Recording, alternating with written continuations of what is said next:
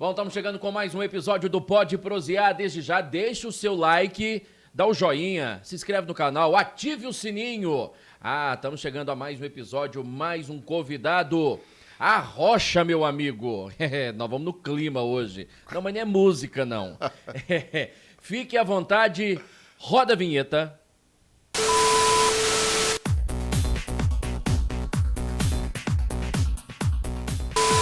É isso, Pode Prosear no oferecimento de estúdio Nando Oliveira, Oral Sim, a rede de clínicas número 1 em implantes dentários no Brasil, e Açougue Vaca Gorda. Estamos chegando hoje aqui, o Bruno não está, mas aí eu falei, é hora da gente convidar, claro, não posso ficar aqui sozinho para receber o convidado. Samuel do Vale também, que é um convidado.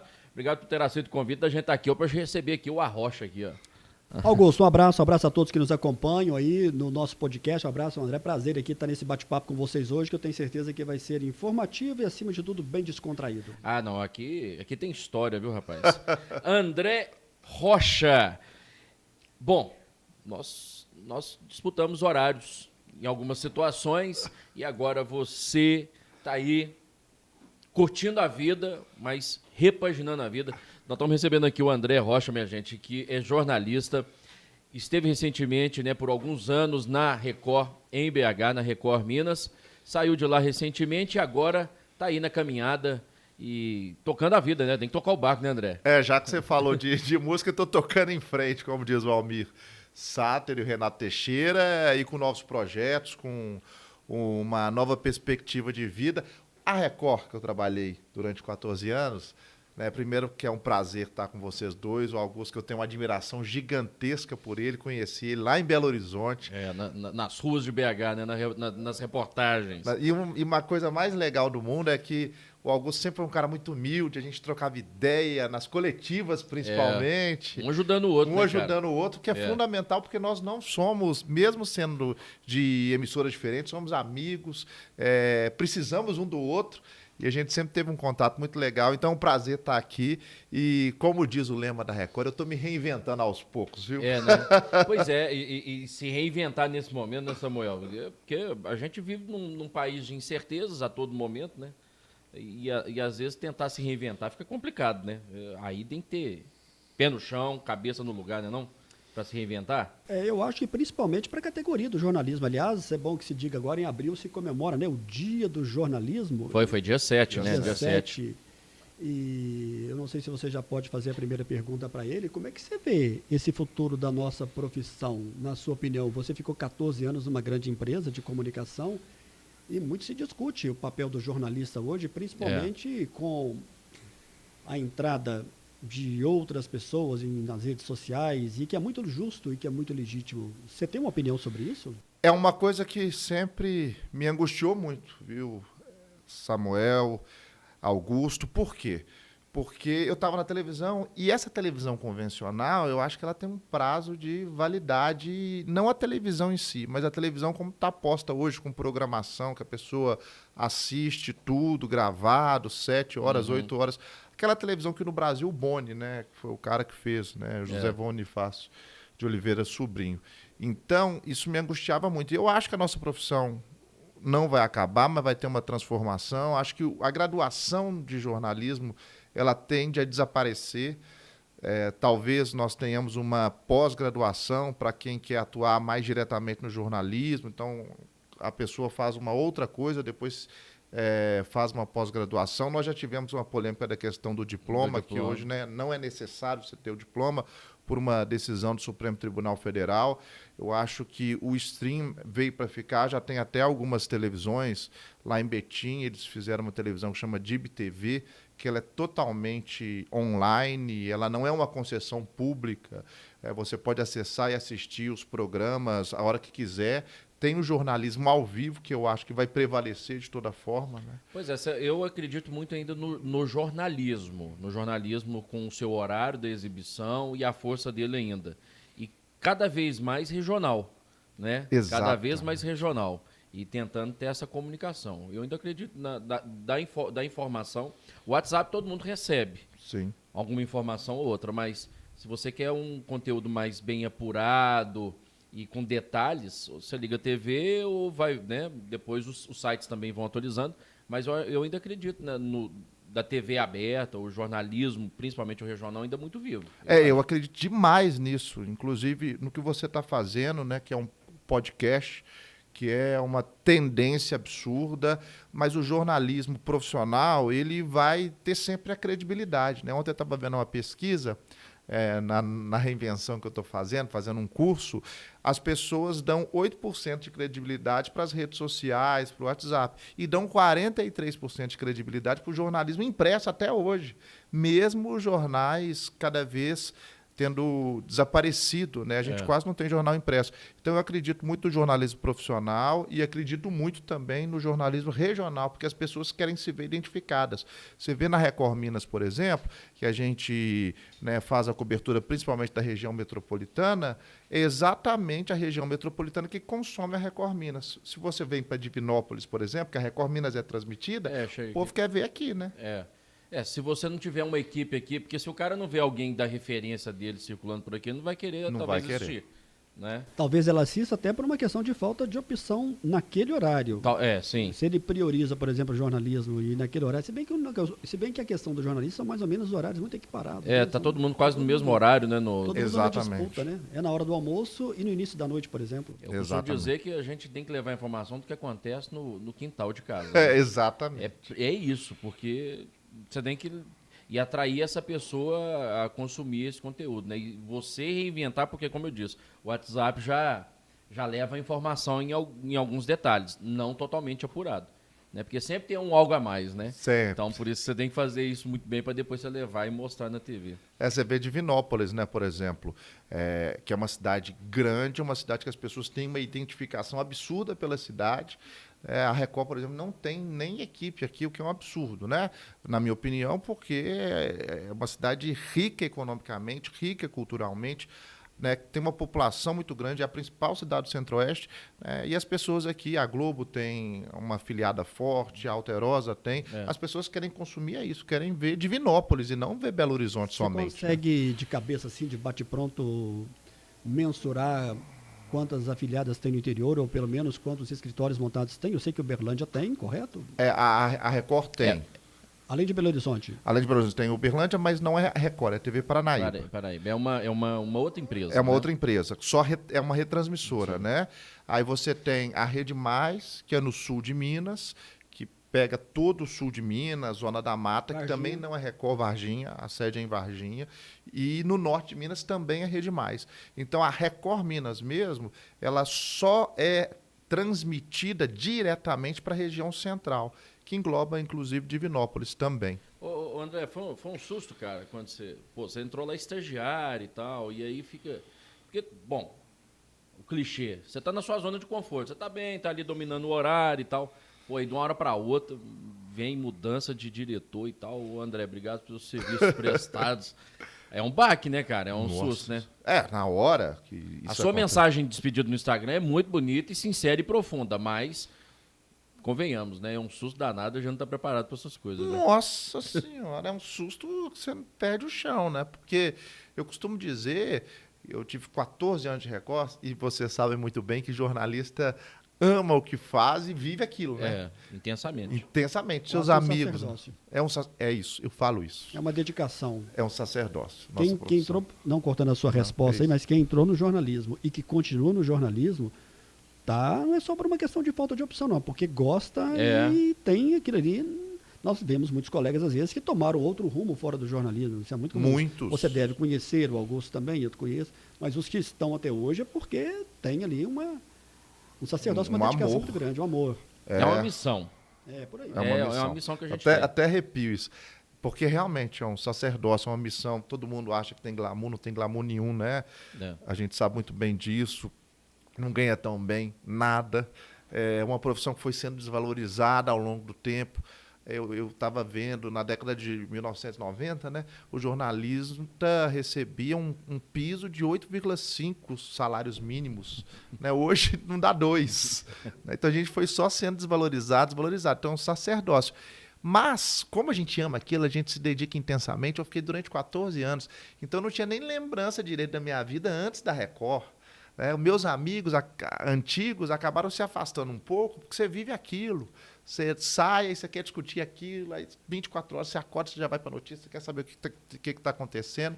Então, o seu chão some, né? Na hora que você chega, principalmente porque não havia sinais até então, porque o programa estava muito bem, a gente estava dando recorde de audiência, estava numa questão comercial muito boa, o jornal tinha merchan e tudo mais. Então foi um baque, viu, Augusto? Foi um baque, assim, gigantesco. Assim. Falei, nossa senhora, meu Deus do céu. E eu voltando de férias, com casamento marcado, e houve uma mudança realmente na diretoria em dezembro, e eu saí logo que eu voltei de férias em fevereiro. Então foi um baque. Até você se restabelecer. Mas você assimilou bem o que te passaram, o que te argumentaram? Não me argumentaram simplesmente nada. Só agradeceu mesmo. Então Só agradeceu. isso que eu falei aqui. Só agradeceu. E como assim? Você vai lá, você chega na emissora para trabalhar, te chamam na sala do diretor com a pessoa do RH e fala, não, olha, muito obrigado, valeu, vamos mudar o apresentador. Na verdade, Augusto, se vocês me permitem, existe hoje uma orientação que ela começou com a TV Globo e as outras emissoras seguem esse mesmo caminho.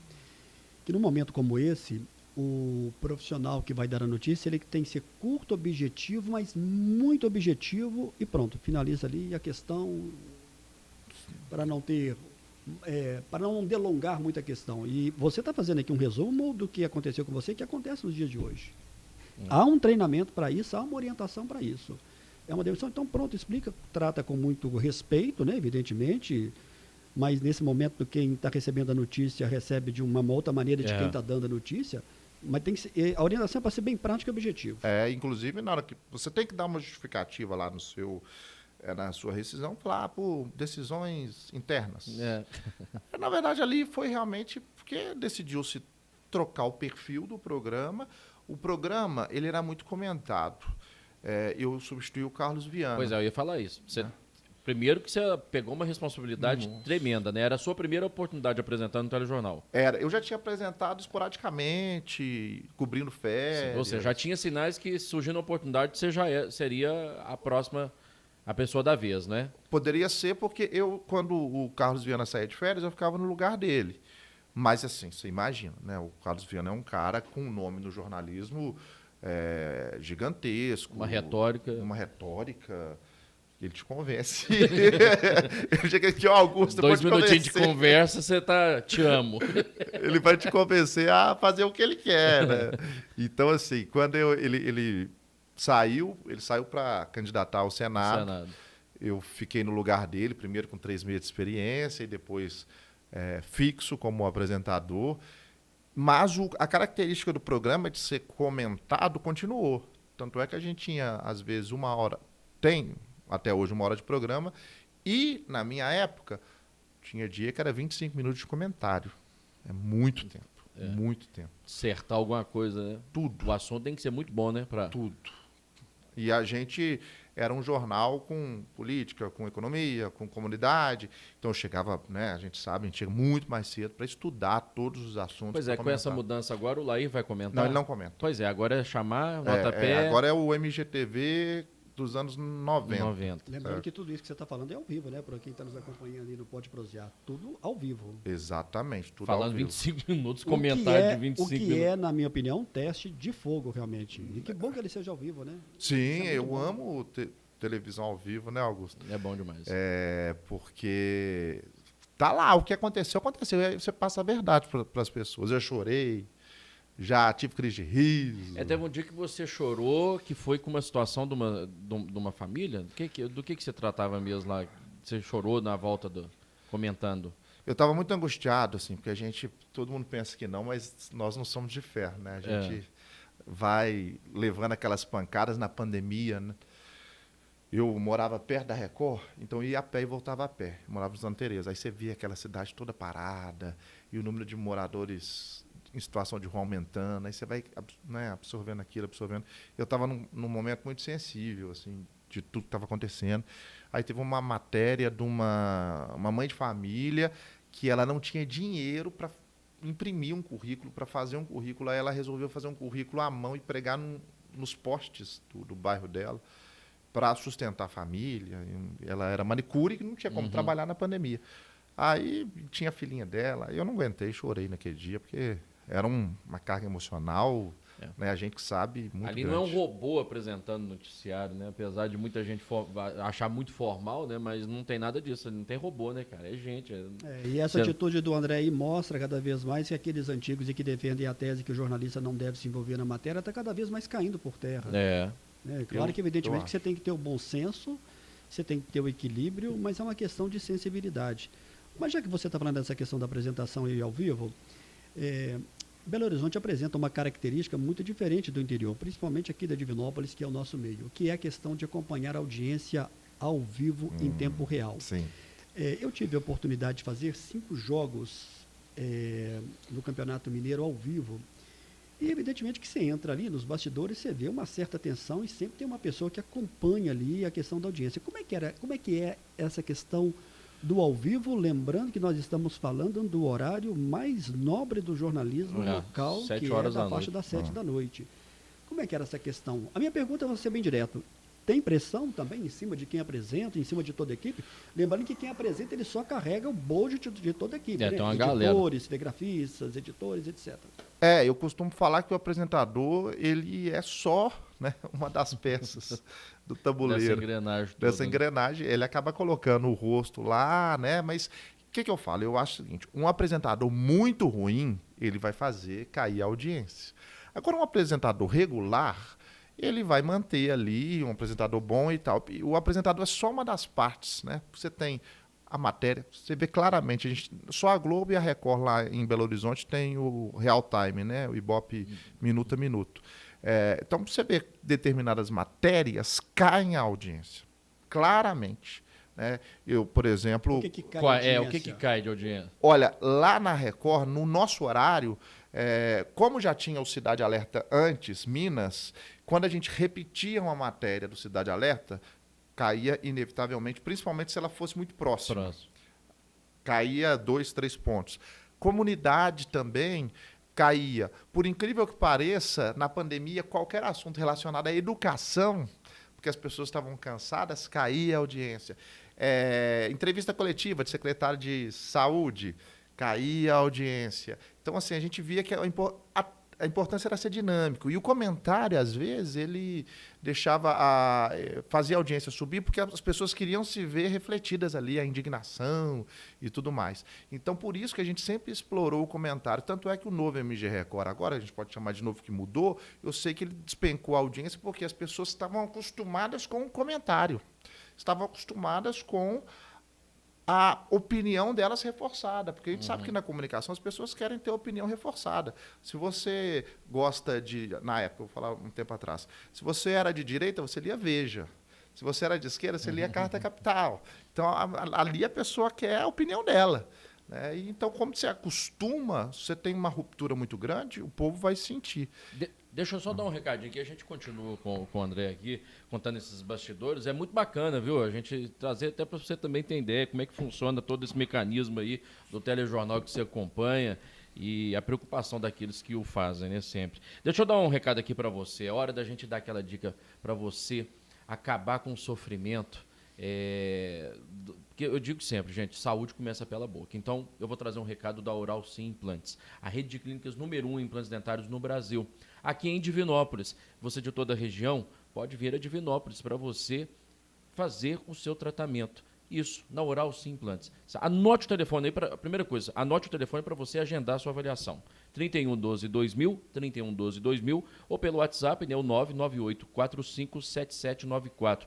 A Oral Sim Divinópolis fica na Rua Mato Grosso, 1017, no centro, próximo à Igreja de São Cristóvão. Olha, a doutora Ellen, a doutora Franciele, toda a equipe da Oral Sim está lá te aguardando, não é? Chega de sofrer com mastigação, né? Uma mastigação não boa, vai acabar com a sua saúde, essa é a grande verdade. Sem contar da autoestima, a autoestima que você resgata a partir do momento que você tem um sorriso bonito e que te vai trazer saúde também. Então você vai até a Oral Sim e vai resgatar tudo isso. Olha, tratamento. Eu costumo dizer que é humanizado tudo aquilo que acontece na Oral Sim. Começar do atendimento, da recepção e depois todo o tratamento com muito carinho, qualidade e assistência, né, que você precisa. Fica então a dica para você aí, Oral Sim, o sorriso do Brasil, o sorriso de Divinópolis, há 2 anos em Divinópolis. A rede Tem 18 anos de experiência e eficiência no que faz. Oral Sim Implantes, a rede de clínicas número 1 em implantes dentários no Brasil. Oral Sim. Bom, André, você estava falando aí do mecanismo da TV toda, mas vamos entrar naquele assunto que a gente, né, você já até perguntou ele, rapaz, você saiu na hora certa da Record. Então, na verdade, eu acho que a função do jornalismo, principalmente quando a gente vai fazer um bate-papo e uma entrevista como essa, né, a gente conhecer um pouco desse entrevistado. É claro que eu já conhecia você, já acompanhei, já assisti. Eu gosto muito de ir a Belo Horizonte, eu sou praticante de corrida de rua. Falando nisso, mandar um abraço para o Maurício, que é meu colega de corrida de rua lá, o Maurício da Oral Sim. Ah, é o Maurício é corredor. É, corredor também, um abraço para o Maurício aí. Mas eu estava fazendo uma análise do nosso bate-papo de hoje aqui, como é que seria? Eu falei, gente, a janela da saída dele, ela foi muito perto e foi muito importante nesse tempo, porque a janela ela vira agora no princípio de abril. Isso não é a janela do futebol não, viu, minha gente? É a janela para se filiar à questão partidária. Sim. A minha pergunta é a seguinte, eu vou te fazer a pergunta aqui, já te fiz aqui fora do ar, mas que o público possa entender. Você não era afiliado a um partido antes? Não. Existia alguma contradição, por exemplo, da direção da empresa que você fosse filiado? Não, porque, na verdade, assim, eu sempre amei política. Eu sempre estudei política, eu sempre quis saber sobre os bastidores de longe, né? Os bastidores que contavam, agora eu estou sabendo os bastidores que eu estou vivendo. Internamente. É pior do que você imaginava? Algumas coisas são. Vai ter muito pouco tempo ainda. Mas aí você pode escolher. Eu fui... Eu tô falando isso porque eu já estive por lá também, Sim. passei por isso e... Tem umas coisas que você assusta. Você assusta. Mas aí o que você tem que fazer? Desde o início, escolher os melhores caminhos, na minha opinião. Né? E o caminho que ele escolheu nesse momento, minha gente, interrompendo, ele é pré-candidato a deputado. Qual partido que você se filiou? Então, aí o que acontece? Eu filiei ao Patriota, que é o 51, é um partido... Uma boa ideia. Uma boa ideia. É um partido de centro, gente. Às vezes você vai na internet lá, fala que é de direita. Não, hoje houve uma mudança na direção. Hoje tem um deputado federal, Fred Costa, muito famoso pela Lei Sanção. Né? Ele que Causa animal, né? Causa animal. Ele que comanda o partido nacionalmente, é um partido de centro, tanto é que não vai apoiar nenhum presidente, já fechou questão nesse sentido. Eu não... É um partido que decidiu não morrer nem afogado e nem queimado, né? Mais ou menos isso. Porque já houve um tempo que tinha outra ideologia política e hoje foi mais para o centro, né? Só está com o Zema realmente, e eu também me decidi seguir junto com o governador, com o Romeu Zema, desde o início, né? Foi, na verdade, a construção começou aí, eu posso até explicar depois. Mas a janela partidária fechou dia 2 de abril. Dia 2. Então, falam assim, Deus não fecha uma porta sem abrir outra. Parece que foi tudo no momento certo, né? Não foi nada programado, mas parece que foi tudo no momento certo. Ninguém deseja uma demissão, vamos combinar isso. Ninguém deseja sair, mas já que isso aconteça, que Deus seja ali, né? Importantíssimo, colocando ali sua mão, que seja no momento para você teve pouco tempo para pensar, e pouco tempo para refletir, e pouco tempo para fazer a sua escolha. Se é que você já estava com isso, já um pouco pensando. Não tinha momento nenhum passava por sua cabeça? Não, passava pela minha cabeça, eu tinha uma vontade, sinceramente, de ir um momento de exercer um cargo público, de ir para política. Mas não agora. Eu falava que em 2026... que aí eu ia me consolidar muito mais como apresentador, com muita tranquilidade, pensando muito. Então, assim, quando começaram a conversar comigo e tal, pessoas que eu conheci e tal, fiquei pensando, mas eu falei assim, gente, tem que ser agora mesmo, Deus colocou isso e vamos embora. Você está imaginando, você está encarando isso como um teste? Ou você está indo para... Não, eu quero ganhar. Não, eu quero ganhar. Eu vou porque eu tenho um objetivo, acho que o momento... é o momento certo, é o time certo, na hora certa, do jeito certo. As pessoas abraçaram a ideia. Hoje tenho que falar pela legislação de ser pré-candidato a deputado estadual. Então, eu quero ir para construir uma história. E é bom que se diga, política não é profissão, é transitório. Eu vou continuar como... né, eu sou jornalista, mas eu quero me dedicar 100%, se realmente acontecer. Estou me dedicando 100% à pré-campanha, depois da campanha, e quero me dedicar 100% ao mandato. para não ter essas histórias que eu vejo que muito jornalista que fica dividindo as duas coisas. Pois é, seu colega Mauro Tramonte divide a apresentação com a Assembleia. Não é nada errado isso, ele pode fazer isso tranquilamente. Mas eu, no caso, eu pretendo, por gostar, por querer ser parlamentar, por gostar do legislativo, eu pretendo me dedicar 100% ao legislativo, não quero dividir com isso. Sendo jornalista do mesmo jeito e tudo mais, Você mas eu pode fazer quero... alguma informação até no seu perfil também? como Exato, jornalista? eu quero fazer, se Deus quiser, se tudo der certo, um mandato participativo com as pessoas sabendo de tudo, com prestação de contas, mas eu quero ser um parlamentar atuante. Se um eleitor chegasse para você agora em Belo Horizonte, na Praça 7, te reconhecesse e te fizesse a seguinte pergunta: qual que é a sua principal motivação para a política? Olha, para quem me conhece sabe que eu sou um romântico idealista. Vou casar em julho. Julho? Julho, Você 2 já de pensou julho. bem? Eu acho que você deve pensar bem. Quem casar e ir para política. Não, você deve pensar bem e antecipar o casamento, porque o casamento é muito bom. Não, O Samuel tá fazendo média, viu? Quanto tempo que você é casado, Samuel? Dia 14 de maio eu faço 28. Então é por isso, ele tá fazendo média. Não, tô brincando. Eu acredito muito no casamento. A minha noiva, vou falar, tá sofrendo. Porque antes eu saía de casa 1h30 para trabalhar de 2 às 8. Agora que a gente mudou tudo, eu saio 6 horas da manhã e volto meia-noite. O Bruno tá aqui com a gente. Então ela tá sabe? livre de você, então. Tá livre. Não, pior que ela tá reclamando. Ela fala assim, eu só quero você perto de mim, eu tô reclamando por causa disso. Mas vai chegar o momento, né? Vai chegar um momento, eu falo que tudo... Agora eu tô entendendo como é que funciona. Agora eu preciso estar presente em tudo, eu preciso ouvir todas as pessoas. Então, assim... eu preciso saber o que está acontecendo, né? Então, respondendo também sua pergunta, eu fui no jornalismo como vocação, a gente dizia, né, que o jornalismo é um sacerdócio. E eu tenho essa vontade também agora na política. Eu escuto muita gente falando assim, porque política é um negócio sujo, mas vai continuar sendo se só pessoas sujas estiverem na política. Uhum. Se a gente não conseguir transformar isso, se as pessoas que não querem ser sujas não forem para a política, não ocuparem espaço, vai continuar do mesmo jeito.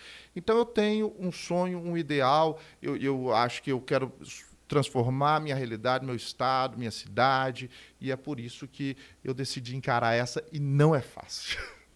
Não é fácil. Assim, eu também já participei disso, né, no âmbito municipal. Eu até dizia aqui para o Samuel, eu vou te confessar, você vai conhecer muito o perfil do eleitorado também. Sim. Se nós temos um resultado de gente hoje na política, vai muito também do perfil do eleitor, viu? Eleitor, e tem muitos que querem vender o voto. Eu vi isso aí de perto, viu? Você vai ver. Então, quando a gente fala assim, a política tá isso aí do jeito que tá, mas também é muito culpa de quem vai lá na hora de escolher, viu? Tem muita gente que vende o voto. Eu vi isso aí. E assim... Na cara dura te pedem alguma coisa em troca do voto, um apoio, de falar assim, não, eu vou te pedir uns votos. Cara, é um lixo, sabe? E isso me decepcionou muito. Espero que você não passe por isso, mas se passar, não decepcione. Enfim, isso aí vai dar sua ideia também, mas eu fiquei muito decepcionado. Não, eu sei. Eu sou... eu penso muito nisso porque eu sempre gostei de política. Gente, ontem eu fui fazer um curso de direito eleitoral com um advogado chamado Arthur Guerra, que ele é muito bom, ele deu uma palestra sobre isso. Gente, no dia das eleições, sabe o que eles fazem? Isso é bom que se fale aqui. Eles passam de Kombi ou de carro jogando santinho no entorno do colégio eleitoral. Por quê? Porque tem gente, além de vender o voto, tem gente que não sabe nem quem vai votar e antes de entrar lá, né, no local de votação, pega um santinho lá, olha, eu vou votar nesse aqui. Tem uma porcentagem em cima disso mesmo. Tem uma porcentagem em cima disso. Eu não sei te falar quanto que é, mas tem mesmo. Isso porque às vezes é bonitinho, agradou, né? Às vezes agradou, às vezes o cara é bonito. A pessoa não teve um gosto para votar em ninguém, então ela vai pegar ali o último. E se ela não pegar, ela vai anular o voto. Ela vai anular. Então, assim, é isso que você falou. Eu vejo, gente, nenhum parlamentar vai dar bola, vai dar uniforme. Não, isso aí não é papel de parlamentar. E eu vejo exatamente isso. As pessoas, eu vou te apoiar, mas me dá isso. Não dá, gente. O que nós temos... E o pior, a bola que ele tá te dando, alguma coisa, é o dinheiro que você pagou imposto. Troféu. Maluco. Ele não tá tirando o dinheiro, porque o salário que recebe é dinheiro do seu imposto que você paga. Então, larga de ser idiota. Entendeu? Não tem isso que ele tá bonzinho demais, não. Ao não é contrário. Isso, pelo contrário. Ele é o mínimo. Não, na verdade, assim, nem é função dele dar. Gente, não é função de parlamentar dar troféu para campeonato, não. Isso é importante que se diga. A gente tem que pensar muito maior.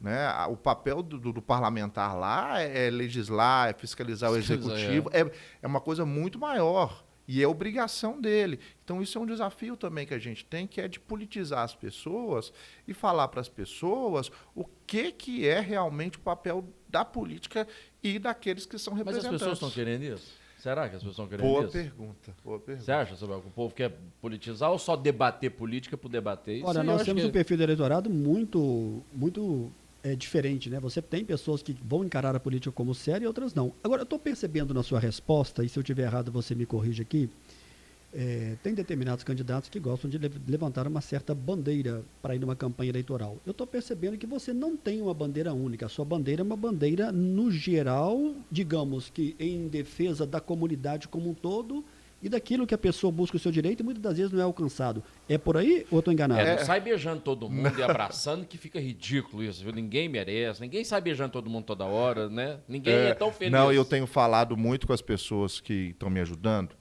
que uma coisa que não pode acontecer de forma nenhuma é você ser hipócrita, você fazer politicagem.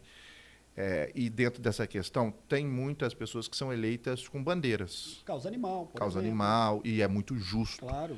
E é necessário. É necessário, é muito sensato.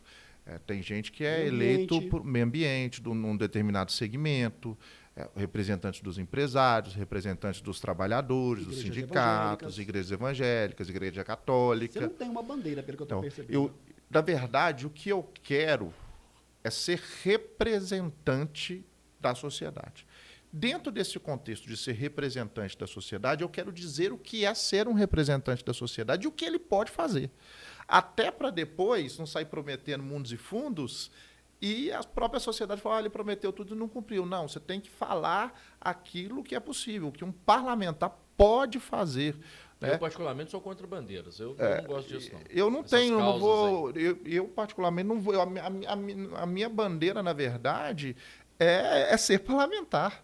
Né? É ser representante. Né? Não vou ter uma coisa forte, porque muitas vezes essas bandeiras de Augusto, não é o caso de muitos, mas muitas vezes a bandeira é só para se eleger É um também. oportunismo, na verdade. Olha só, vou trazer aqui uma informação e que eu acho que vai deixar aqui o André um tanto quanto um pouco mais animado. E aí eu queria a sua opinião. Historicamente, Belo Horizonte é uma cidade que o eleitor acolhe muito bem as pessoas que são da área da comunicação, sendo ou não jornalista de formação. Se você pegar o histórico, desde a década de 60, nós temos José Lino Souza Barros, que já foi eleito vereador 2 ou 3 vezes, se não me engano. Agora. Tem um saudoso Vilibaldo Alves, que não é da sua época, mas foi um importantíssimo narrador esportivo. Eu tive a oportunidade de conhecer o Vilibaldo, já foi eleito várias vezes. E se você pegar na nossa atualidade hoje, Augusto, você tem representantes da comunicação na Assembleia Legislativa, que são jornalistas e que estão atuando. Né? Você tem lá o seu colega, você tem o Rafael Martins, você tem lá o João Vitor Xavier, você tem na Câmara Municipal, Álvaro Damião, não. você tem na Câmara Municipal, você tem representante de Belo Horizonte da comunicação no Senado Federal. Sim. Eu não vou arriscar aqui e dizer sobre a questão da Câmara Federal dos Deputados, mas há pouco tempo atrás nós tínhamos o Laudivo Carvalho, que foi deputado e tal. Isso aí te deixa um pouco mais animado, sabendo que o eleitorado de Belo Horizonte, é claro que não são todos que vão lançar e que vão ter um sucesso, mas te deixa um pouco animado saber que o eleitorado, ele acolhe bem esse profissional da comunicação? Me deixa preocupado, na verdade. Eu vou te explicar por quê. Já pensou sobre isso também? Já, muito. Você citou alguns nomes aí.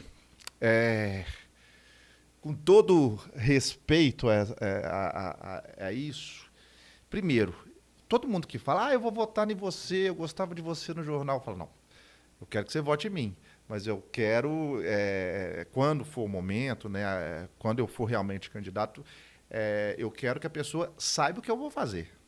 Porque eu identifiquei um problema dos meus colegas de comunicação, que é o seguinte: eles querem se eleger simplesmente por serem da Por ser comunicação, por terem visibilidade, por aparecer na televisão. E eu não quero isso. Mas sempre foi assim. Mas sempre foi assim.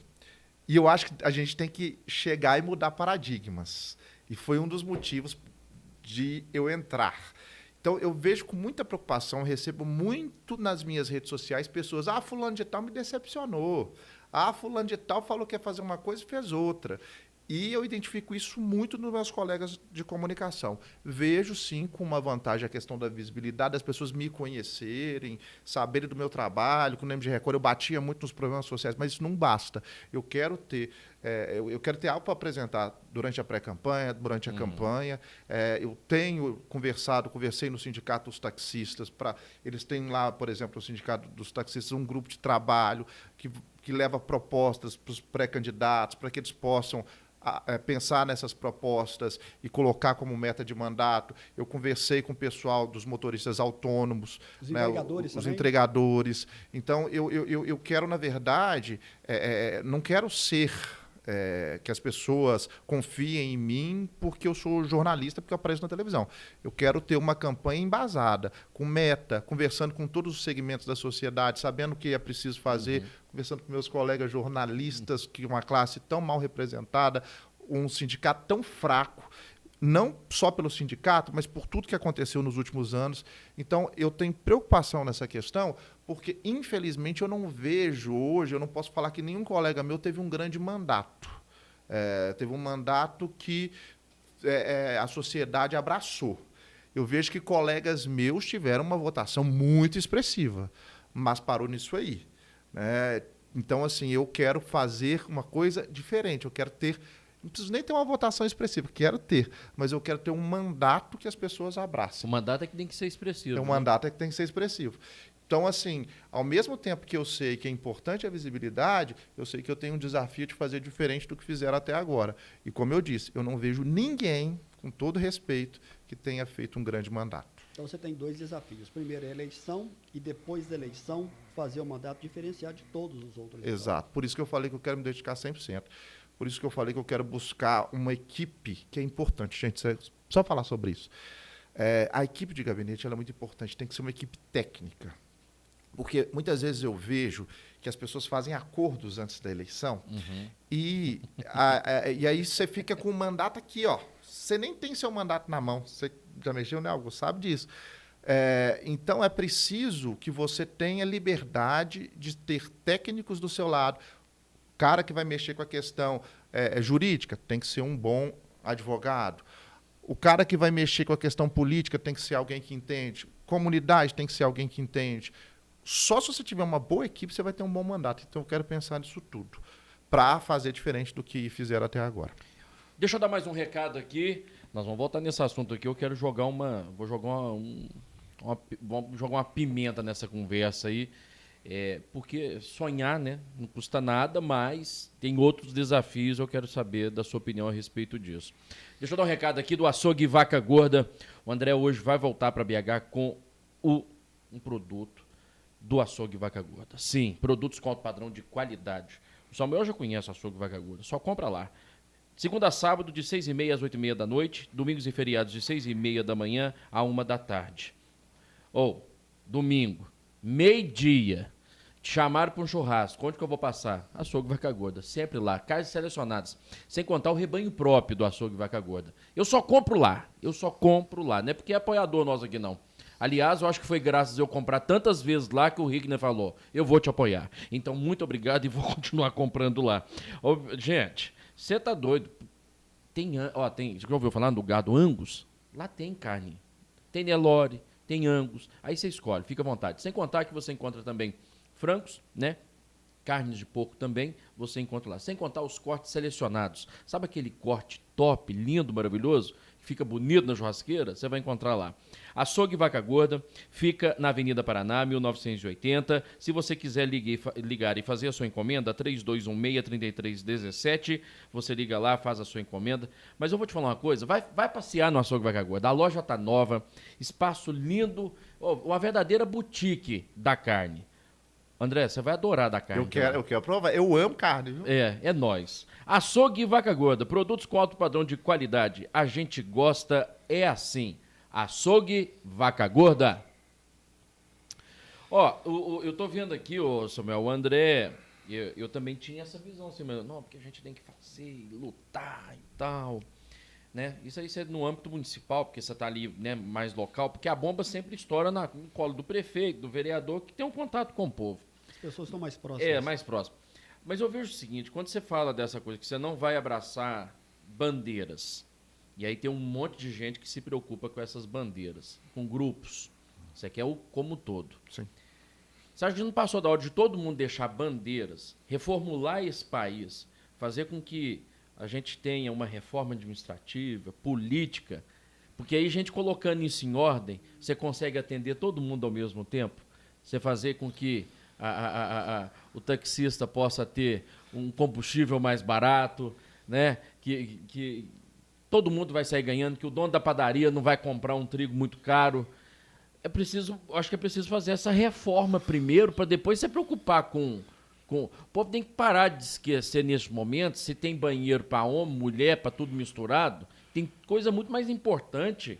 A gente precisa passar por algumas reformas para colocar esse país no eixo. Será que que hora que alguém vai discutir isso, esquecer essas bandeiras? Depois se preocupa com as bandeiras. Bom, essa é a minha opinião, né? O Augusto está falando aqui de uma maneira, porque ele recebe todos os dias, como você recebia há pouco tempo atrás, as queixas do telespectador. É isso. O que eu estou falando aqui é que todo mundo fala na rua.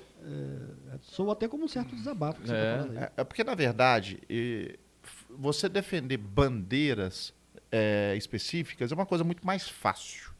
Por quê? Você se comunica melhor com bandeiras e com aquele público segmentado. Você defender uma coisa mais macro, mais ampla, principalmente para a parte do eleitorado, é mais difícil e é um desafio. Eu sempre escuto, e como eu disse, eu gosto de política. Antigamente, quando eu era pequeno, eu gravava horário político na fita VHS. Tem até hoje. E eu sempre escuto. Não, porque... É o lugar que você mais escuta mentira. A reforma política é a mãe de todas as reformas. Nós temos que fazer a reforma política. Nós temos que fazer a reforma administrativa. Nós temos que fazer a reforma tributária. Isso não acontece. Por vários motivos. Primeiro, é o que eu falo. Os políticos, a maioria combina com todo mundo, só não combina com o povo. Então, eles se isolam em gabinetes, em ar-condicionado, com uma vida muito boa, e esquecem de pensar na população de maneira mais macro. Chega na eleição, joga uma bandeira e é eleito. Então, eu acho que nós temos que discutir realmente uma reforma estrutural no país como um todo. Eu acho que nós temos que discutir uma mudança no país como um todo, dentro dessa perspectiva. O país pesa demais nas costas do povo. A gente não aguenta pagar tanto imposto, não. Tem que diminuir isso aí, tem que diminuir cargos, tem que diminuir gente em gabinete. Tem que diminuir fundo eleitoral. Você tem que diminuir muita coisa, pô. Sim. Olha, desse jeito não dá. Nós vamos ficar aqui, nós vamos passar aqui para a vida inteira pastar e apastando, porque pouca gente vive, né?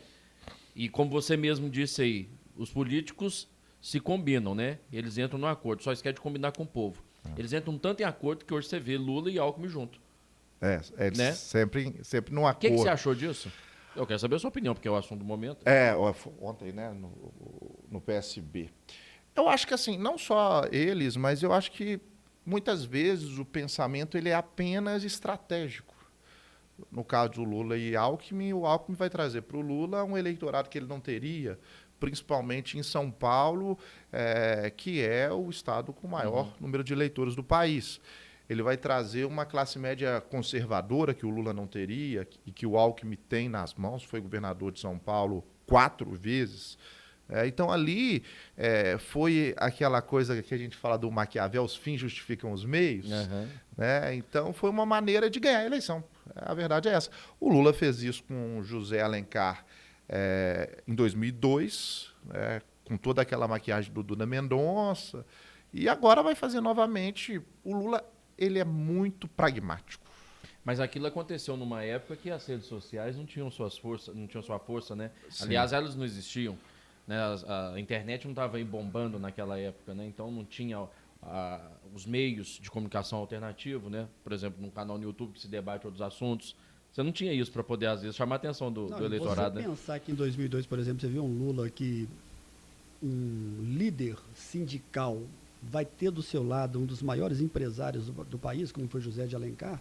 Então, eu acho que, na minha opinião, agregou também para a campanha dele naquele momento, né? Aquela imagem dele. A imagem do empresário com o empregado, né? Sim. Tamo junto, né? Tanto é que foi sucesso que eles repetiram, se eu não estou enganado. Sim, na repetiram. reeleição foi. Ele foi reeleito com José Alencar. Normalmente Sim. o candidato à presidência gosta de fazer uma mudança, como É. a gente está vendo agora. Uhum. Mas ele manteve ele. E foi um Manteve. sucesso. E os Não dois se tiveram sabe se vai ser sucesso agora, que a situação que o Alckmin, que é bem diferente da situação do José de Alencar.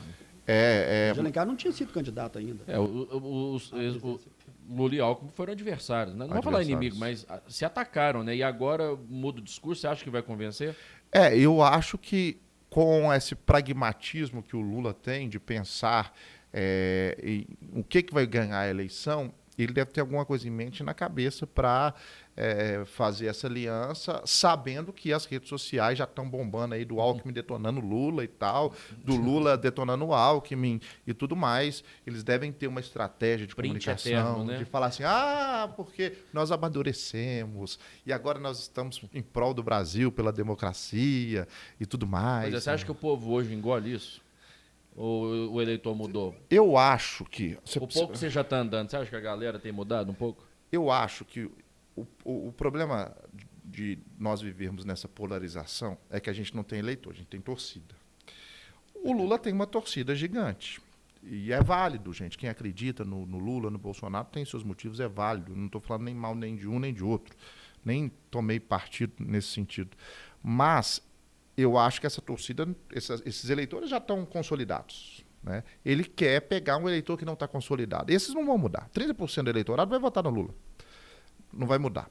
Tem 33 indecisos aí, pelo menos o que apontam as pesquisas. Isso que ele quer pegar. Aí ele quer falar assim, olha, eu vou fazer uma nova... Não sei se ele vai chegar a fazer. Ele fez uma carta ao povo brasileiro na época, falando que ia pagar a dívida externa, que ia manter as contas equilibradas, que ia ter responsabilidade fiscal.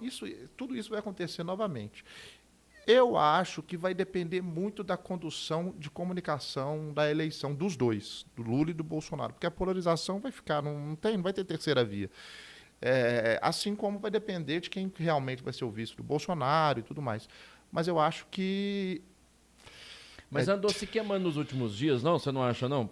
Tocando em temas polêmicos, aborto, falando, querendo ditar o que a classe média deve gastar ou não. Você acha que não vai perdendo um pouquinho da... Aí verdade... Isso é desespero. Porque como que você contesta, por exemplo, que o Correios deu lucro, que a Caixa conseguiu também colocar a casa em ordem, você tem Eletrobras dando lucros, e como é que você vai contra isso? Né, jeito? Aí você tenta achar alguma coisa e debateu, entrou em temas, eu acho que delicados demais. Muito. Sobre a questão do Lula, fazendo aqui um rápido resumo, ele tentou voltar atrás da questão do aborto, explicando lá que ele tem filho, que ele tem neto, etc. E tal. E quando ele fala da questão dos médicos, é porque já há uma pesquisa que comprova que médico não vota no PT. Né? Pelo menos já se sabe isso. Se você fizer uma pesquisa, é muito do centro e muito da direita.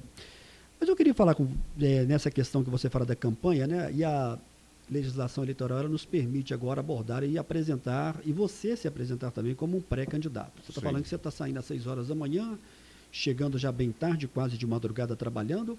Você já está começando a formar a sua base de apoio, porque, muito embora você tenha um discurso que você não quer ser o lema do André da TV, mas você vai concordar comigo que esse é um recall importante. Sim, muito. Se você chega numa reunião comunitária e a sua fisionomia já é lembrada... Quando estão preparando a reunião, já se fala que é o André Rocha. Pronto, que já se apresenta de lá, né, da TV. Por mais que você não queira dar com principal importância, eu acho até interessante essa sua visão. Como é que você está trabalhando essa base de apoio? Eu fico imaginando, Augusto, você candidato numa cidade relativamente pequena, que é Arcos, até Dignópolis, se você comparar com Belo Horizonte. Agora, eu fico imaginando a cabeça de quem é candidato ao Legislativo Estadual, porque não é só Belo Horizonte. Né? Você tem que meio que rodar um pouco em pontos estratégicos. Sim. Evidentemente que você não vai nas 853 cidades. Mas você vai em alguns pontos estratégicos. Mas o seu principal nicho é Belo Horizonte, região Betim, metropolitana, Contagem, Ibirité. Região metropolitana. Como é que você está pensando nessa base de apoio?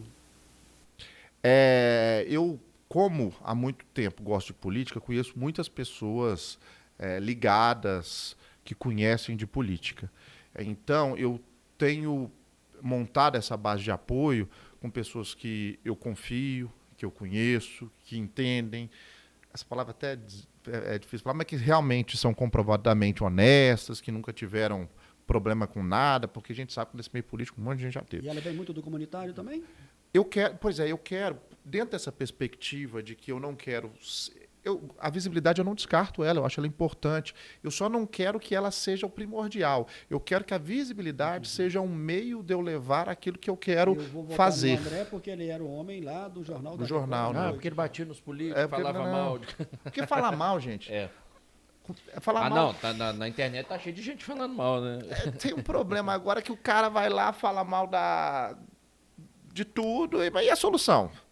O cara fala mal, com todo respeito, só para ganhar visualização.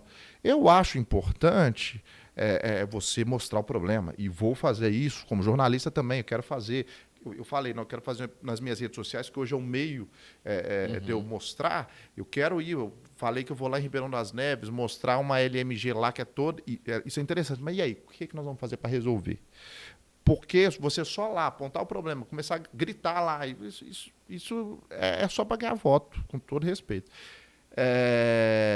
Então, eu tenho montado minha questão muito nas pessoas, na comunidade. As pessoas que chegam até mim, André, eu te vi na televisão, então vamos conversar? Eu estou no meu Instagram, pegando o nome, telefone de todo mundo e vou e converso com essa pessoa. E você faz um resumo do projeto que você está intencionando Faço agora, um né? resumo e também quero ouvir dessas pessoas o que é importante, o que tem que ser feito, o que ela pensa, se ela sabe qual que é o papel de um deputado estadual, se ela sabe qual que é o papel, o que um legislador pode fazer, e construindo. E é uma maneira também de, aos poucos, naquele negócio de formiguinha, você politizando também as pessoas. E é um negócio difícil, com calma, e eu estou começando agora, mas você tem que começar a agir. Então, mas até agora ninguém deixou de já te pedir algumas coisas já, né? Não, já teve gente que pediu. Já está com uma faca no seu pescoço, já precisa disso, daquilo. Já, infelizmente. Mas e aí? Não, eu falo, olha, gente, infelizmente...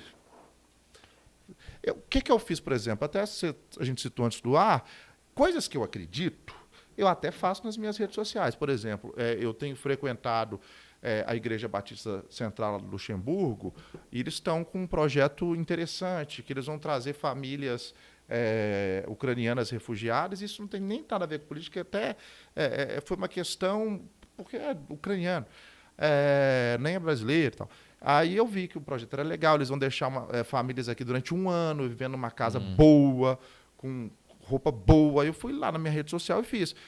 Um pessoal de uma casa de idosos lá de Betim me mandou mensagem, falou, a gente precisa de doação, porque a casa vive de doação. Eu fui lá na minha rede social e fiz.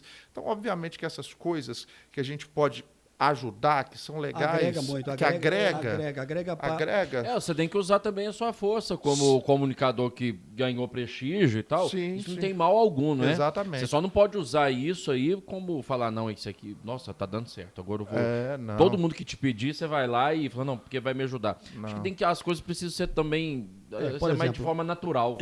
E de forma natural, e veja bem, você fez aí uma pergunta para ele e veja se eu entendi corretamente. Você já está recebendo algum tipo de pedido? Porque normalmente, para um político, sendo ele já eleito ou não, os pedidos eles são pontuais e às vezes por uma satisfação muito pessoal para resolver. Não tem nada coletivo. Eu acho que a questão do ouvido do pré-candidato, ele tem que estar atento a essas questões que são as causas coletivas que todos vão ser beneficiados. Você citou aí a questão da Igreja Batista Central, de Luxemburgo, que eu conheço, e que talvez, Augusto, seja a igreja mais bem organizada, talvez, de Belo Horizonte. Impressionante. É impressionante.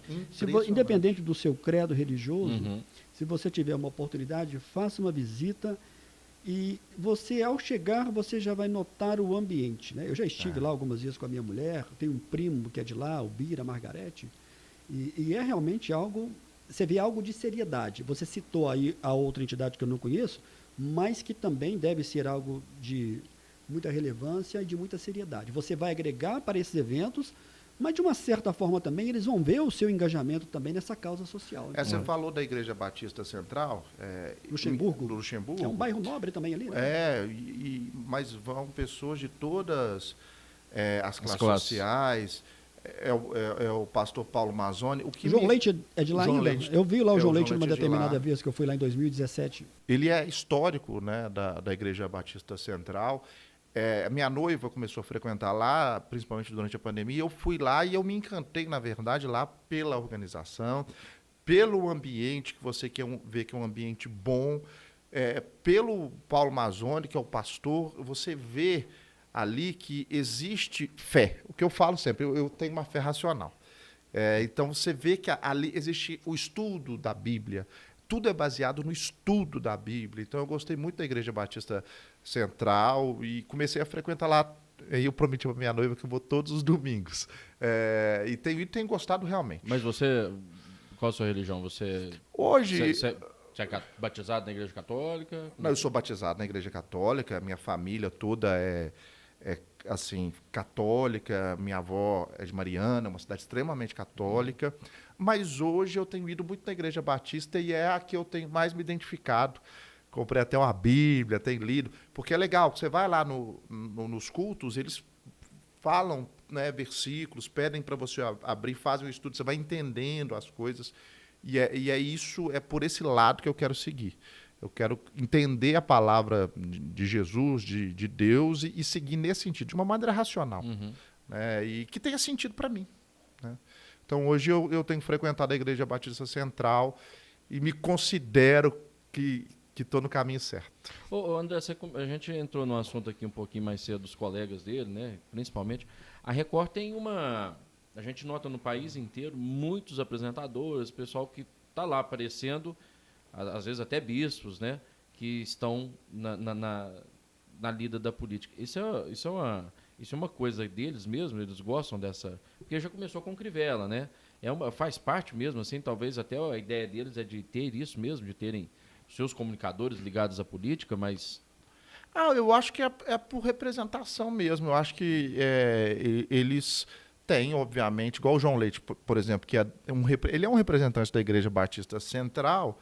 Eu acho que a Record, a igreja, tem os seus representantes mesmo que pensam, né, que tem uma ideologia parecida. Né? O João Leite ele defende os valores da igreja. Mas você chegou a conversar isso lá dentro da emissora, por exemplo, que você tinha vontade de entrar para a política, que talvez poderia ter aproveitado da exposição com a... Eu não cheguei a conversar isso diretamente lá. Depois que eu saí, conversei. Tem um deputado que eu gosto demais, que é um cara fantástico, que é da Igreja Universal, que eu conversei muito com ele. Ele me acolheu de uma forma impressionante. Você vê paz nele, você vê verdade nele, que é o deputado estadual Carlos Henrique. Eu conversei muito com ele. Depois que eu saí, você vê que ele é um parlamentar muito correto, muito sério. Ele trabalha 24 horas mesmo. Tanto é que quando eu fazia reportagens, domingo ele estava lá, trabalhando e tudo mais. Então, ele é um representante mesmo daquilo. Ele acredita naquilo que ele faz. Né? Então, a ideia do grupo, por exemplo, é colocar alguém ligado à igreja ou até mesmo à emissora para estar ali mesmo, para levar até a ideia deles, é isso? Eu acho não diretamente a ideia dos evangélicos, né, vamos dizer assim. Eu acho que tem uma bancada evangélica, né, importante, assim como tem uma bancada católica, assim como tem uma bancada dos trabalhadores, e é justo, é válido, e eu acho que eles têm representantes também para levar a ideia deles. Mas não acho que é uma ideia do grupo, não é. É uma ideia de quem quer mesmo. É porque a gente não vê um histórico assim das outras emissoras, né? Verdade, eu nunca vi outros candidatos, às vezes, de outras emissoras, na verdade, vários, né, sim. surgindo e entrando na política. Por exemplo, você tem a Record ela permite, está claro, evidentemente. Tanto é que se você quisesse ser filiado, eu acho que não haveria nenhuma imposição. Não haveria nenhuma imposição, porque o Mauro Tramonte, ele é deputado e continua como funcionário. Então não teria nenhum problema.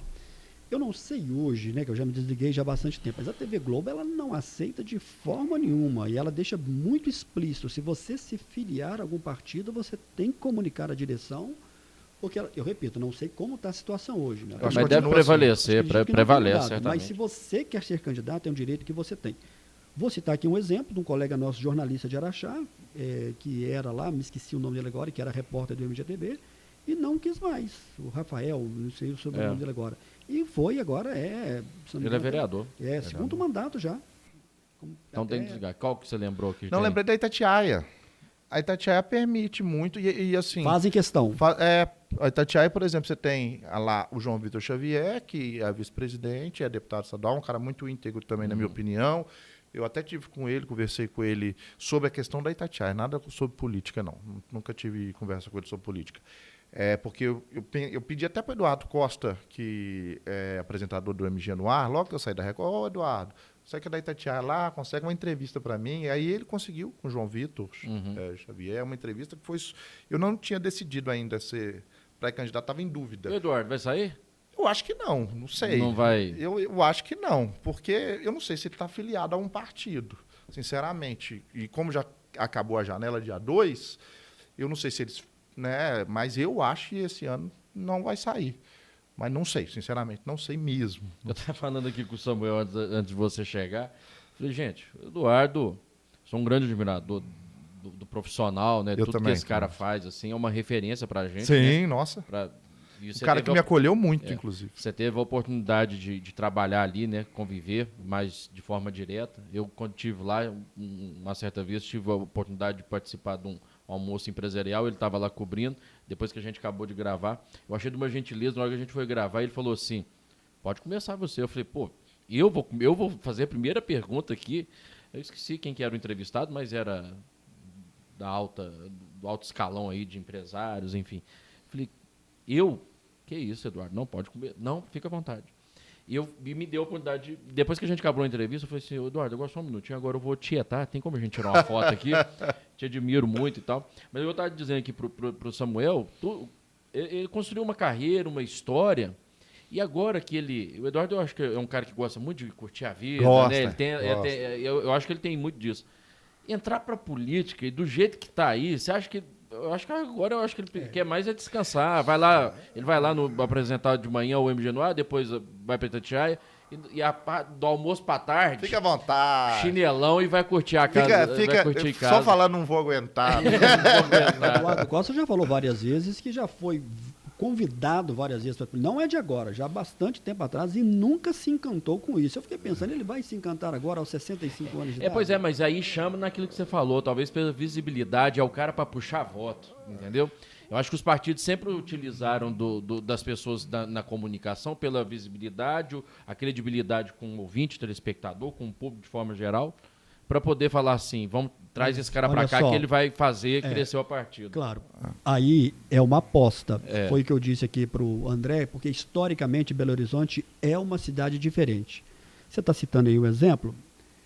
Vou citar aqui um exemplo de Divinópolis, se você me permite, que é um colega radialista que eu gosto muito, tenho uma afinidade com ele muito grande, me relaciono muito bem com ele, e que durante muito tempo, na década de 80, foi a maior audiência do rádio de Divinópolis e continua até hoje. Eu estou falando de Jorge Neto. Jorge Neto. Jorge Neto tem aí mais de 40 anos no ar. O Jorge Neto foi candidato a vereador, depois foi de novo e não conseguiu. Então, nem sempre, né, isso vai ser muito positivo de ser só ter uma audiência. Como o André falou, ele não quer carregar isso como ponto principal, que é o André Rocha da TV Record, que é bastante legal. Sim. Mas é um recado muito importante, que é algo que você deve carregar. O que eu queria ver com você? Você é um deputado, você hoje é um pré e você vai ser no futuro um candidato a deputado de uma cidade que é Belo Horizonte. É claro que o deputado ele vai representar todas as outras cidades, né, principalmente onde ele for mais votado. Qual que é o principal problema hoje de Belo Horizonte, na sua opinião, e que passa pela Assembleia Legislativa? Sim, deixa eu só falar do Eduardo, né? O Eduardo foi um cara que me acolheu demais. No dia que eu fui demitido, ele me ligou, me chamou na casa dele. Se ele quiser ser candidato, é porque ele realmente quer mudar muita coisa, porque não precisa. Ele está lá no sítio dele em Nova Lima. Fica lá em Nova Lima, tranquilo. No meio da mata, né? No meio da mata. E ele é um cara super íntegro, super humilde, igual você falou. Eu cheguei lá, imagina, chegar a trabalhar com o Eduardo Costa. Eu ficava com vergonha, assim, ficava tímido, com medo. Então, assim, é um cara fantástico. Eu achei legal, foi um comentário que ele fez no seu perfil. Fez. Eu achei muito interessante, lúcido e mostrando muito carinho com você. Nossa, o Eduardo, assim, é um cara que surpreendente. Assim. Ele demonstra carinho e amor pelos colegas, é uma coisa impressionante. Impressionante. Então, se ele for, é porque ele quer muito. No Republicanos também, eu falei do Carlos Henrique, tem o Gilberto Abramo também, que me acolheu muito bem, me chamou lá para conversar, um cara fantástico também. Eu acho que o principal problema hoje da população de Belo Horizonte, que aí eu posso falar da região metropolitana como um todo, e eu quero ser representante de Minas Gerais, mas conheço a realidade, né, todo colar metropolitano e dessas cidades mais particularmente, que afeta diretamente na qualidade de vida, que diz respeito a questões estaduais também, porque a gente tem que saber o papel de cada um. É o transporte público. Eu imaginava a sua resposta. É o transporte público. Eu acho. A novela do metrô. É um caos, na verdade. O metrô... Hoje. Por que eu falo que o metrô vai se tornar uma questão estadual? Para que as pessoas possam entender. Hoje o metrô ele é administrado pela CBTU, que é do governo federal. Mas a expectativa é de uma privatização. Antes dessa privatização, o metrô vai ser de responsabilidade do governo do Estado, e depois o governo do Estado vai ser responsável pela privatização, e a empresa que ganhar, ela vai ter que construir essa tal dessa linha 2 que vai até o Barreiro, né? Então, é uma questão que vai ser discutida na Assembleia Legislativa também, porque tem que ser aprovada lá, tem que ser discutida lá também. Então, é uma questão que um deputado estadual vai discutir, com certeza.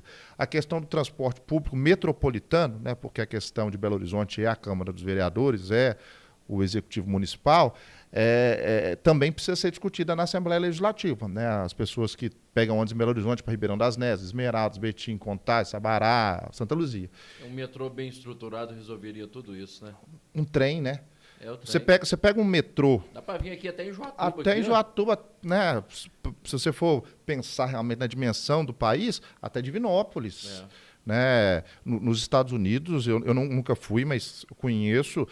tem ferrovia para todo lado. Né? São Paulo tem metrô, mas tem trem para as cidades da região metropolitana. Rio de Janeiro é a mesma coisa. Né? Você tem trem, você desce do metrô e vai para a estação de trem. A Central do Brasil tem trens para outras cidades. Então a gente precisa discutir essa questão como um todo, dentro da perspectiva que você falou, em vez de ficar no varejo, nós temos que discutir o sistema metropolitano de transporte. Arrumar a casa e aos poucos vai organizando. Aos poucos. E, gente, você tem que ter um trem até Betim. Já foi discutido isso, né? Mas aí é muito mais fácil deixar as empresas de ônibus dominarem, enfim. Então não se discute isso, não.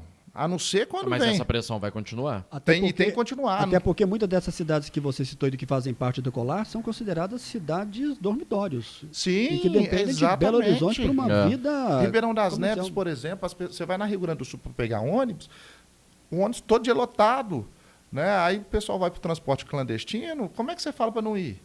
Né? Como é que você justifica? E é tão engraçado que não adianta a imprensa falar isso todo dia, mostrar que todos os dias acontecem os mesmos problemas. Né? Até a gente que é telespectador... Mas aí é força das empresas de ônibus. Sim, também. Que você vê ali e assim, está mostrando e não está resolvendo a questão. Não resolve porque tem gente recebendo de quem é dono de ônibus. É algo assim, financiando. Tem gente financiando campanha. Olha, é aqui que nós estamos falando. Ou essa você restringe as essa coisas. semana eu estava assistindo um telejornal na parte da manhã e vendo. E chamei minha mulher para ver. Todos os dias é o mesmo problema. É um problema muito sério essa questão do transporte. Deixa uma coisa que eu tenho que pensar. Rapaz, aqui em Divinópolis, com 250 mil habitantes, nós temos um problema de transporte. Divinópolis é como se fosse uma mini Belo Horizonte. Sim. Nós temos aqui perto de 10% da população de Belo Horizonte. E tem problema no transporte público também. Tem reclamações. Não das condições dos ônibus, mas sim também a situação do horário, principalmente o horário de pico. Né? Só um adendo aqui na fala do André, quando ele fala da questão do metrô, e é importante para quem não conhece Belo Horizonte, não sabe... Belo Horizonte é tratada como uma cidade que tem metrô, mas é bom que se explique. É um metrô de superfície. É completamente diferente, por exemplo, de São Paulo e Rio de Janeiro. Sim, é um metrô que faz a função ali. Que não ele só passa num túnel chegando lá no... Ô, gente, não é no Barreiro, não. Do outro lado. Chegando lá no perto do Zé shopping. Canda Silveira, passa de baixo, Minas Shopping. É só ali que tem. Um túnelzinho, olha lá e Atrás pronto. do Minas Shopping ali. Por isso que eles falam que Belo Horizonte é o único lugar que o trem é chamado de metrô. Porque não é metrô, é trem de superfície. Você falou tudo. O metrô é subway, né? De baixo. Isso, né? fala metrô, mas é um metrô de superfície. Dentro desse contexto, E Augusto, que já contribui muito aqui naquele trecho, né? Assim, eu já Contribui. eu uso ali de vez em quando eu vou a Belo Horizonte. Desafogo, não é desafoga, é colabora. Colabora. Não desafoga também. E vai lotado. Vai Nos horários de pico. Dentro desse contexto, você falar uma coisa, eu, desde o início, nessa construção, conversei. O que me fez ser candidato foi um grande amigo meu, que chama Júlio Fares, foi prefeito de Mateus Leme, ele me chamou no governo do Estado, dessa dificuldade que o Zema teve na Assembleia, de aprovar as coisas que são de interesse da população. Então, eu disse que seria pré-candidato e, se Deus quiser, candidato na base do governador, porque eu defendo e acredito nas ideias do governador. Houve uma discussão na Assembleia que foi aquela questão da flexibilização dos ônibus por aplicativo. Houve um decreto do Zema, esse decreto foi derrubado e depois a Assembleia votou contra. Eu acho que tem que ter regulamentação, eu acho que tem que ter fiscalização, os ônibus de aplicativos têm que ter o mesmo nível de segurança das linhas regulares. Mas, gente, no mundo que nós estamos hoje, se a gente tem Uber, por que não pode ter ônibus por aplicativo? Por que derrubaram?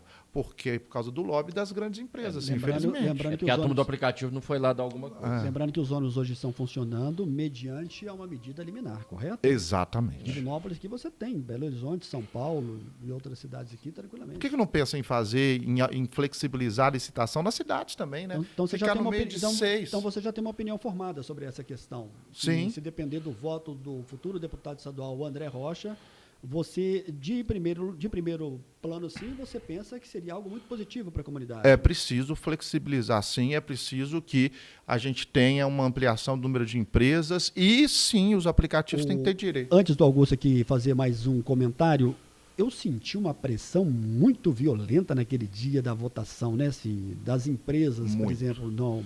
Vamos entrar nessa, daqui a pouquinho a gente entra nesse assunto. Deixa eu só dar um recado rapidinho aqui, a gente está caminhando para o final, eu quero entrar nesse debate sobre o Zema, porque eu quero a sua opinião também.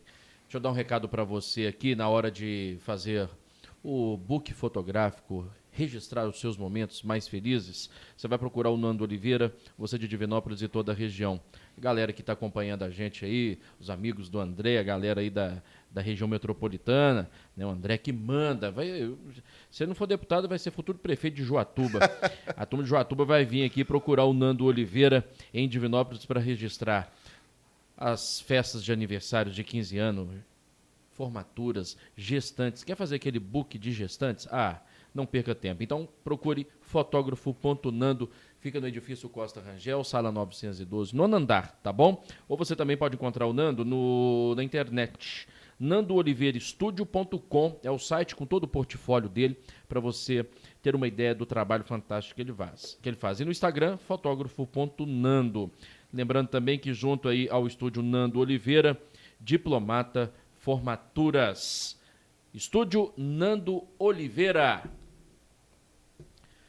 Ô, gente, o Samuel falou aqui sobre esse embate todo da Assembleia com o Zema, que eu acho que eu gosto de ver o Zema tratar a Assembleia. Eles ficam de lá, não sei o quê, aí deixa lá em banho-maria. Tá na mão de vocês. Não sei se vocês notam dessa forma, né?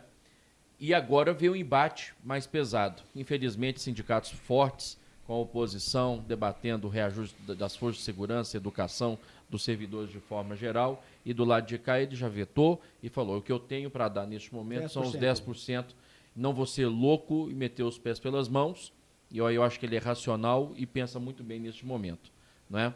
E não adianta discurso político nessa hora. O servidor acho que já sofreu muito para tentar, para mais uma vez, repetir uma história de ter o seu salário parcelado e receber. Ninguém merece neste momento. E nós estamos vivendo um cenário de pandemia. Você acha que o governador tem acertado no seu posicionamento, nas suas decisões? Você fala que é um grande admirador. Mas neste momento agora, nesse embate com as forças de segurança e educação, os servidores. Primeiro, eu acho que a gente tem só que... apertando o André. Estamos aqui para isso mesmo. Pô, véio, mas se ele for eleito, ele vai ter esse embate aí todos os dias. Primeiro, nós temos que dizer que as forças de segurança e os professores, você tem uma amplitude muito grande. Nós estamos falando de um embate que ele é muito mais de entidades de classe do que de todos os servidores e todos os professores. Eu tenho um pai que é professor estadual, ele sofreu durante o governo Pimentel o salário dele sendo dividido, o 13º não sendo pago. O governo Pimentel foi, com todo respeito, uma lástima em todos os sentidos. Uma tragédia, Uma né? tragédia para Minas Gerais. Antes do governo Pimentel, nós tivemos, também é bom que se diga, que trouxe essa herança, governos do PSDB, do Aécio, do Anastasia, e o Zema chegou num contexto de um Estado absolutamente quebrado, para a gente comparar quase que o Cruzeiro. Isso. E para comparar, o Zema chegou, o pessoal gosta de futebol como se fosse o Ronaldo, fenômeno. Ou é ele ou acabou. Mas 100 milhões, né? Mas 100 milhões. Então, o que o Zema fez desde o início, e eu acompanhei de perto mesmo, até como jornalista, foi ter uma equipe técnica e uma equipe que conhecia de finanças, que conhecia do Estado, e uma equipe bem preparada e bem intencionada. Claro que o Zema chegou como um cara que nunca tinha sido político mesmo, ele teve que ir aprendendo isso. É importante você ser político também, é importante você conversar. E ele foi aprendendo e a equipe dele também foi aprendendo isso. Mas para ele gerir os negócios dele, ele precisou usar o seu jeito político de lidar. Também. Ele tratava com várias pessoas. Então isso é fazer política. É fazer política. E ele foi entendendo todo o mecanismo. Igual eu que estou entrando agora, estou entendendo aos poucos o mecanismo. Então, o que o Zema fez? E é bom que se diga mesmo, ele saneou, mesmo no contexto de pandemia, parte das contas do Estado. Tanto é que hoje você tem o salário em dia, você tem o 13º em dia, você tem o repasse para os municípios também que ficaram atrasados no governo Pimentel sendo feitos, o acordo sendo cumprido. E nós temos que ter responsabilidade. Se eu gastar mais do que o arrecado, eu vou ter um problema, eu vou ir para o SPC, para o Serasa, vou ter meus bens penhorados. Então, dentro desse contexto, é preciso pensar no hoje e no amanhã. E é o que o Zema tem feito, é pensado que o Estado precisa ser gerido de maneira sustentável. É igual o Ronaldo. O Ronaldo chegou e falou para o Fábio, se você não se adequar, você vai ter que sair. A torcida do Cruzeiro ficou brava, né? Achou um absurdo, fez protesto, mas entendeu. O Fábio, eu sou um admirador dele, mas ele ganhou muito dinheiro no Cruzeiro. Ele aceitou os salários milionários.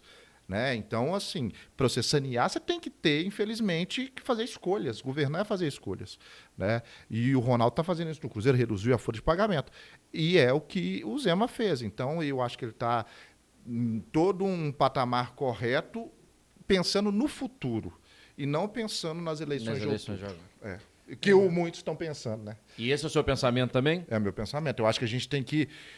A gente não pode fazer tudo pela eleição, não. Eu acho que é importante. Não é tudo pelo voto, né? Não é tudo pelo voto. Até porque, a longo prazo, o eleitor vai pensar, realmente, esse cara foi responsável. Eu continuo recebendo em dia. Eu continuo com o 13º sendo pago. Então, você tem que ter todo um contexto, todo um entendimento. E é bom que se diga também, é o que eu disse, não é todos os servidores. Tem uma questão de entidades que são ligadas a políticos... E que fazem isso também. O André, você já deu aqui a amostra que o Patriotas vai caminhar com o Romeu Zema esse ano, né? E muito mais do que o pensamento de quem é pré-candidato ou candidato a um determinado partido, ele tem que entender que vai ter que seguir a decisão partidária. A pergunta que eu te faço é a seguinte: como é que surtiu a notícia da confirmação do Carlos Viana também como pré-candidato ao governo e que talvez vai pegar o mesmo nicho do eleitor do Romeu Zema? Esse assunto foi comentado? Sim. A informação que eu tenho é que o Calil está soltando foguete em Belo Horizonte. Não, mas eu acho que... Mas você não acha que pode dar Viana vice do Zema? Porque ainda não tem nada muito ainda definido, né? Você sabe que eu não tinha pensado nisso? Isso não pensa que pague, não? Você sabe que jogou? Porque não tem nada definido ainda. Você tem pré-candidatura. Você não... eu acho que o Zema ainda claramente não definiu o seu vice. Eu tenho escutado vários nomes. Ontem, por exemplo, eu li que poderia ser alguém até do próprio Partido Novo. Tem lá um que é secretário que também se descompatibilizou. Que tá sendo muito O votado. Matheus Simões. Matheus Simões. Matheus Simões. Foi até entrevistado agora do Eduardo Costa lá no Rádio Vivo. Eu ouvi dizer que poderia ser ele. Tem também União Brasil, que está com o Zema, que é o maior partido hoje do Brasil, que poderia ser o Bilac Pinto. Mas a situação do Carlos Viana foi comentada internamente dentro do Patriota. Sim, mas eu não acho que essa questão do Carlos Viana no PL, né, que é o partido do Bolsonaro, ele traga muito preocupação para o Romeu Zema, não. Por quê? Como que o Zema ganhou a eleição? Vamos falar no contexto estadual. Você tinha 2 candidatos polarizando. Pimentel, que era o governador na época, e o Anastasia, que era do PSDB, que já tinha sido governador e tal. O povo estava cansado dessa polarização. O Zema entrou por fora, saiu de menos 2 pontos e ganhou a eleição com... Foi para o segundo turno. Foi para o segundo turno, depois ganhou a eleição, né, com o pé nas costas. O Zema hoje, eu acho que ele não precisa, sinceramente, de apoio do governo federal, do atual mandatário. Eu acho que ele é independente. Claro que se tiver o apoio, na minha opinião, e for uma coisa em prol da sociedade, tudo bem. Então, eu acho que o Viana ele não traz preocupação nesse sentido, porque eu não sei até quanto também ele vai capitalizar votos do Bolsonaro. Mas aí eu vou falar, recentemente eu vi uma entrevista de um representante né, um deputado, até foi na Jovem Pan, e aí ele cita desses apoios que o Bolsonaro tem, e aí ele fala, e aí tem um governador em Minas, né, o Zema, sabe, porque agora eu vi essa coisa, sair o nome do Viana, eu falei, gente, esse trem deve estar rolando uma paquerazinha aí, né? Como sempre diz lá o presidente, falar do namoro, né? Aquela coisa, eu acho que pode ser. Isso aqui é uma O dia que esse programa for ao ar aqui, pode ser que muita coisa já mudou. Ô André, eu sei que me disseram ali que já está na hora de você ir. Não. Então eu vou agradecer aqui Você quer fazer um desfecho a respeito do Zema? Só falar disso aí, sinceramente, essa questão do Viana, de toda essa conjuntura, para finalizar, e é importante dizer, eu acho que o Zema, ele dialogou com o governo federal, coisa que, por exemplo, o Calil não fez. Independente de partido, você tem que dialogar com o governo federal. Calil muito rebelde sem causa, vai. Então, assim, o Viana dialogou. O Calil tem seus méritos também e tal. Mas o Romeu Zema dialogou. Então, eu acho que... mandou fechar demais a cidade também. Pode ir. É isso. Vai. Então, eu acho que vamos ver. Vamos ver o que vai acontecer. Se você acertar isso aí, depois você me fala. André, agradecer a sua vinda aqui, agradecer ao Samuel por ter feito parte desse bate-papo aqui. Foi bom. Volte sempre. E pode ter certeza, porque o dia que o Bruno não vier, é só ligar pro Samuel. Ele vai vir. Samuel é uma fera, craque, inteligente demais, sabe tudo. Obrigado. Assim como você, viu, Augusto? Não, eu tô aprendendo ainda, moço. Eu tô aprendendo. Antes da gente despedir aqui, as suas últimas palavras. A nossa torcida sempre, né? A gente sempre torce pelos amigos Você tá nessa aí, vai correr atrás, pré-candidato fazendo o seu trabalho, logo depois vem a candidatura. Se não der certo, se não for eleito, já pensou no plano B ou não tem plano B? Ou vai voltar para a televisão? O que você vai fazer? Eu tenho esse risco na minha vida, não tem plano B. Eu só penso no plano A e foco... Então você tá igualzinho o Gustavo Lima, né? Porque o Gustavo Lima falou que nunca teve plano B. Foi sempre... Não, e o pior é que eu não tenho, eu sou até ruim isso, assim. Eu não tinha plano B se eu saísse da Record. A maioria não tem. Não tem. Isso é ruim e é bom. Na verdade, às vezes não dá nem tempo da gente pensar em plano B. A nossa já tem que vida de tomar uma atitude, né? E vai para cima. Então, isso aí, eu sou bem sonhador nas coisas. Minha noiva até fala, André, deixa eu te botar na realidade. Como é que é o nome da noiva? Ana Clara. Ana Clara, bacana. Ana Clara. Legal. Ela fala sempre, vai para a realidade, para de sonhar. Eu até lembro uma vez rapidamente para acabar, eu sei que você... Não, eu recebi ali o recado. Você tem que ir embora. Mas tudo bem, vamos lá. Não, eu tô gostando tanto desse negócio aqui que eu ficaria horas e horas e horas. Tem uma frase de um filme, Dois Filhos de Francisco, que eu gosto muito. Tá lá a Helena e o Francisco, né? Uhum. Aí eles discutindo sobre a questão se os meninos iam ter sucesso ou não. Na época era até o Camarguinho que morreu, né? Aí o Francisco fala do sonho e ela fala, foi acordada que eu criei meus filhos. Aí depois ele fala, mas eu sonhei e deu certo. Então eu acho que a gente tem que acreditar nos nossos sonhos, Claro, a gente tem que ter pé no chão para as coisas, mas eu acho que a gente só atinge o sucesso se a gente arriscar. Outra frase do Raul Seixas, o caminho do risco é o sucesso. Então é isso, eu estou nessa luta, estou nessa novidade que não é fácil, é aprendizado todo dia, como você disse, que você está sempre aprendendo. E é isso, estou sempre aprendendo, estou sempre buscando e principalmente sempre ouvindo para que a gente possa fazer da melhor forma. Antes de deixar aqui minha última mensagem para o nosso entrevistado aqui de hoje, primeiro dizer, agradecendo, viu, Augusto, a sua confiança aqui, foi um prazer muito grande participar desse bate-papo. Eu estou lá na reserva, sempre que precisar você pode me convidar que eu vou começar a aquecer. Eu não sei se você pode responder essa pergunta nesse momento, mas dentro do partido, eu te confesso, não sei como é que está a situação hoje de coligação, se está favorável ou não, se tem que ser individual, porque muda muito, né? Na última não poderia, né? Teria que ser partidário. Você trabalha, quando eu digo você, vocês, né, o partido, trabalha com margem de votação? Sim. E vocês trabalham com número de cadeiras prováveis? Sim. Você pode falar sobre isso? Claro, não tem problema nenhum. Eu tenho que falar que tudo tem que ser transparente. Eu até falei isso nas minhas redes sociais. Porque tem a questão do coeficiente eleitoral, né? E que em Belo Horizonte já sabe se mais ou menos, Minas Gerais. Para você fazer um deputado, hoje, estadual, o partido tem que ter 120 mil votos totais. A cada 120 mil votos, ele faz uma cadeira. A expectativa do partido é de fazer entre 5 a 6. Atualmente, o partido tem 4 deputados estaduais com mandato. Né? Você vai brigar por mais 2, então, pelas 2 que restam. Falam que com mandato é mais difícil brigar, né? Então, assim, mas eu estou acreditando, eu particularmente, que o partido possa fazer 5 cadeiras. E a última cadeira... E esse coeficiente, você sabe que ele pode cair também um pouquinho, né? Pode cair se tiver muita abstenção. E né? o que deve acontecer. Que deve acontecer. E o que aconteceu nas últimas eleições. Eu estou falando esse pela média da última. Né? Bacana, você já trouxe assim, um bom panorama já, então. Sim, então assim, 120 mil votos, cada partido vai fazendo um. E a última vaga, a expectativa, eles falam é de fazer com 35 mil votos. Mas eu não quero acreditar nisso, não. E esse último entraria, evidentemente, no número de legendas, né? Aí não seria... na verdade, ninguém vai fazer, a gente fala, fazer sua própria cadeira, que é ter mais de 120. Eu acho que ninguém vai ter no partido...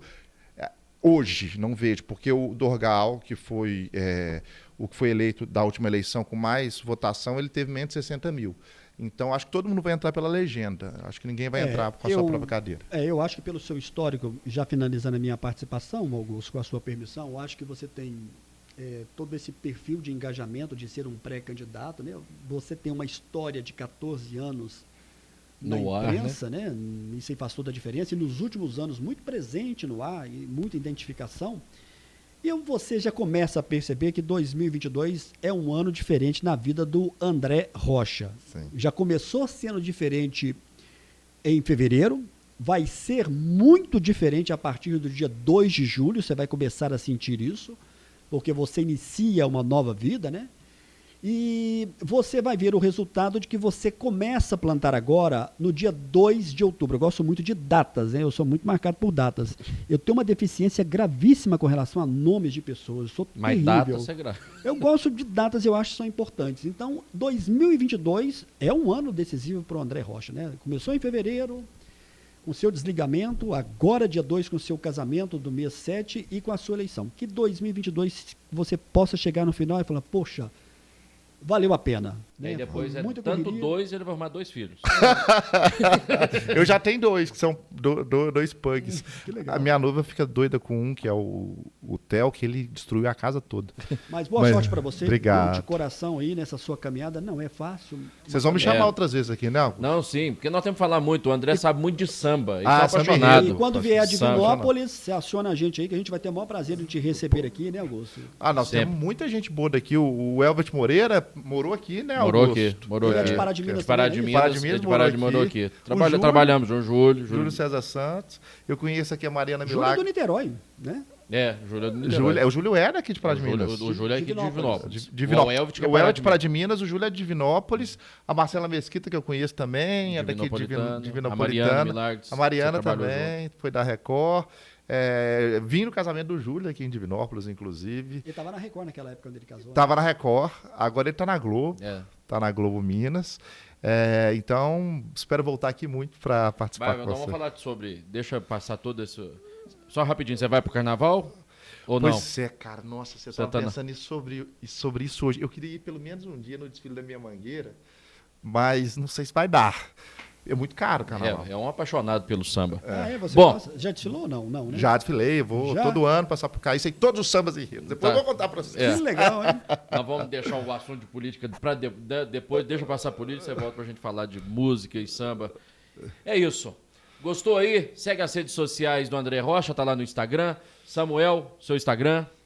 Samuel do Vale com 2 L's, 1. E você tá na TV Candidez Pois com é. o programa Amostra Grátis. Já que você está me dando essa oportunidade aí, terça-feira ao vivo, 9 da noite, programa Amostra Grátis da Saúde, reprise no sábado a partir de 1 da tarde. Canal 13 da TV Candidez, você pode acompanhar pelo site e também no nosso canal no YouTube. É isso, tá aí.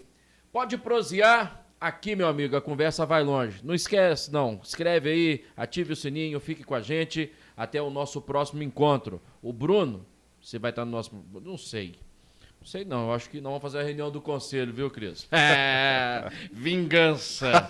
Eu sempre falo aqui. Coitado, tá querendo que o Cris saia, eu não vou deixar. Eu, Cristiano, jamais. eu conto com o seu voto. Pode prosear no oferecimento de Estúdio Nando Oliveira, Oral Sim Implantes, a rede de clínicas dentárias número 1 do país e Açougue Vaca Gorda. Até o nosso próximo encontro. Tchau.